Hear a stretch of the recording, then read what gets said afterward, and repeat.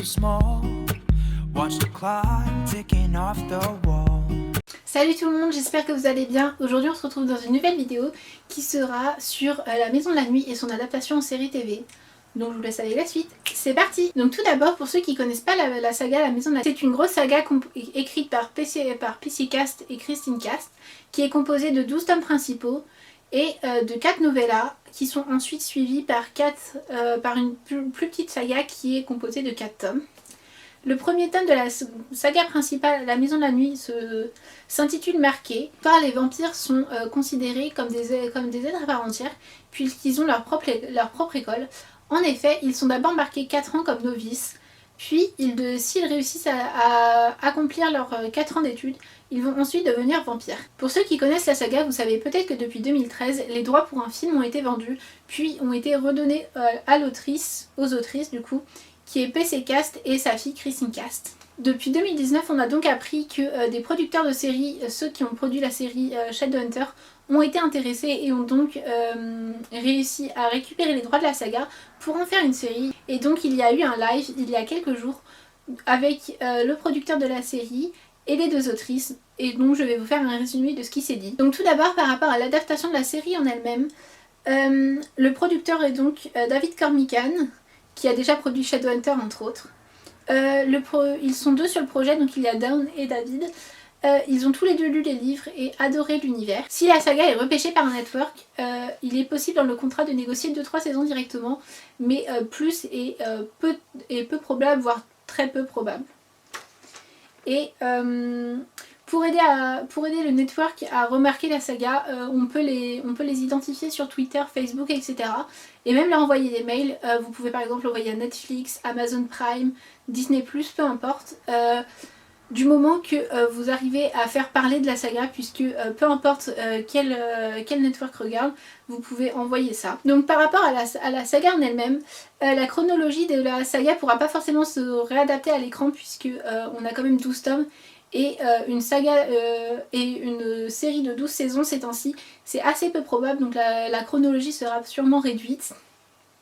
Le plus grand changement, ce sera de passer d'un récit à la première personne durant les 3-4 premiers tomes, à un récit à la troisième personne, donc dans une série télévisée. On a eu trois teases de changements majeurs, donc puisque le script a déjà été écrit pour le pilot, donc le premier épisode et la première saison.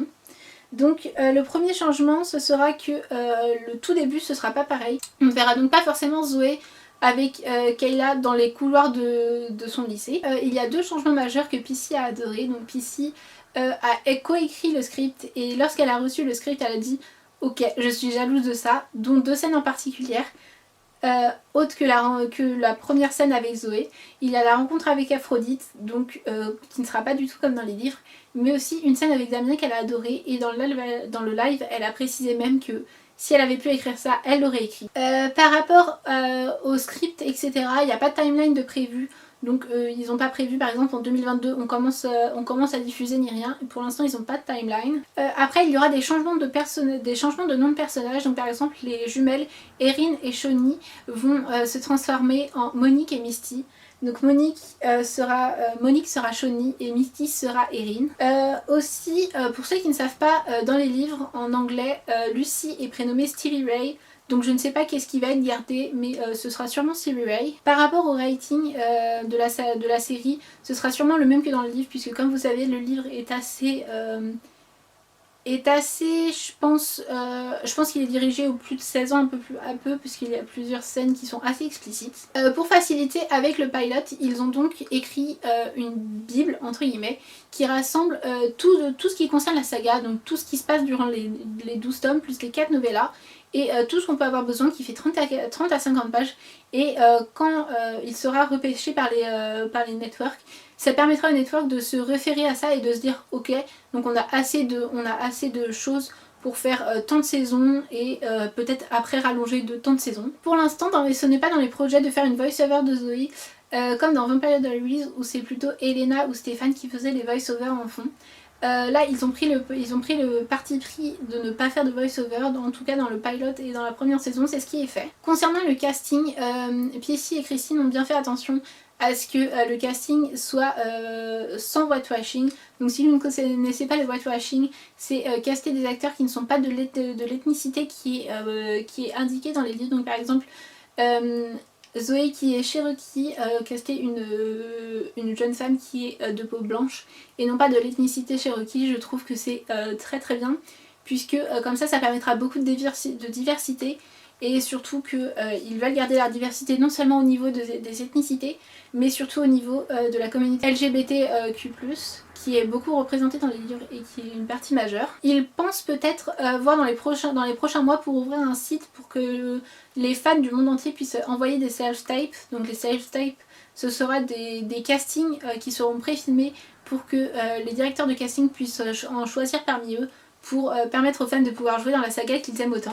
Par rapport au tournage, David Cormican a précisé qu'il aimerait beaucoup le faire à Tulsa, mais si le corona le permet ou pas, ou même par rapport au network qui sera pris, ce sera peut-être à Vancouver au Canada, ou alors même dans les locaux en Californie ou à Los Angeles, selon comment ça va être filmé. Par rapport au tournage, plutôt que tourner en extérieur, ce sera peut-être plus simple de tourner en studio par rapport au coronavirus, puisque comme ça, la quatorzaine qui doit être respectée pour les acteurs sera plus simple à tenir. Par rapport à l'adaptation, Piecy et Christine ont donc précisé qu'elles avaient hâte de voir Kalona et comment il sera incarné. Elle a également hâte de voir à quoi ressemblera la maison de la nuit en elle-même, donc les bâtiments, les casiers, etc.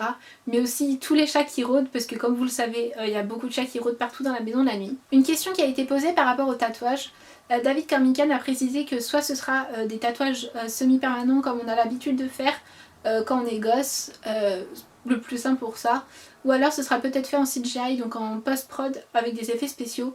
Ce sera à voir selon les moyens et surtout selon comment les acteurs seront confortables avec apporter tout le temps des tatouages semi-permanents ou du maquillage à refaire tous les jours. Ce sera à voir selon les spécialistes sur le sujet, mais aussi par rapport aux acteurs. Voilà, donc pour le moment j'ai fait le tour de ce qui a été annoncé. J'espère que ça vous a plu.